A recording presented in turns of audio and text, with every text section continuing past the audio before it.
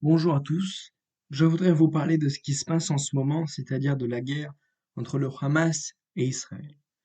Comme vous le savez, ces guerres entre Israéliens et Palestiniens ne sont pas seulement une affaire de territoire, la réelle raison de ce conflit est avant tout religieuse.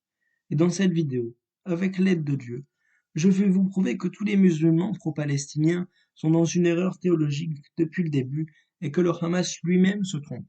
En effet, des versets du Coran affirment que la terre d'Israël, aussi appelée pays de Chaham dans ce livre, qui est une étendue territoriale comprenant la Syrie actuelle, la Palestine, le Liban, la Jordanie et même le sud de la Turquie appartient aux enfants d'Israël, autrement dit aux Juifs.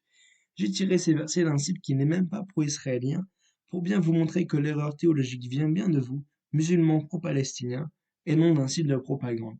Le site s'appelle Masjid al-Aqsa, exprime même son soutien à la résistante, à la soi-disant résistance du Hamas. C'est pour dire à quel point l'erreur théologique est grande que certains ne se rendent même pas compte et par conséquent militent pour une pseudo-cause qui n'est qu'un mensonge.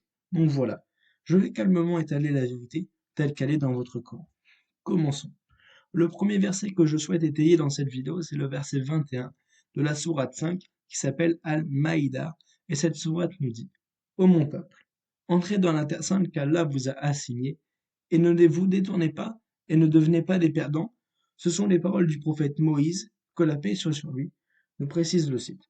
Donc l'explication, elle est très simple.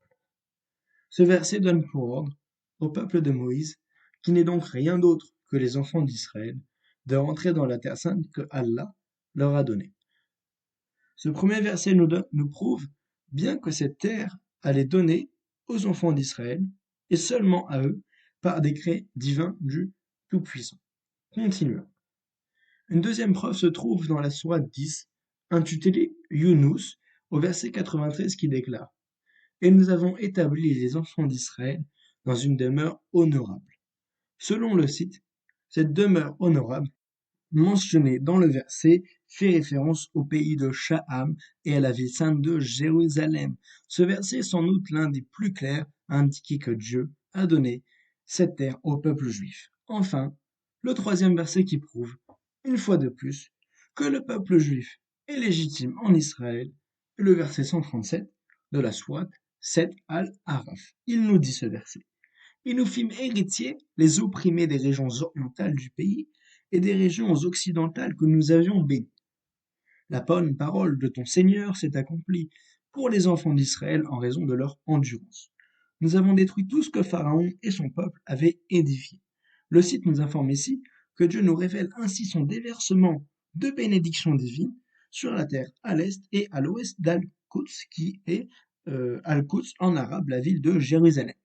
Ce verset affirme donc clairement que Dieu a abondamment béni cette terre et y a ensuite établi les enfants d'Israël après leur terrible oppression en Égypte, où Pharaon les a asservis pendant 86 ans, selon le Gaon de Vilna, un très grand érudit de la Torah du XVIIIe siècle.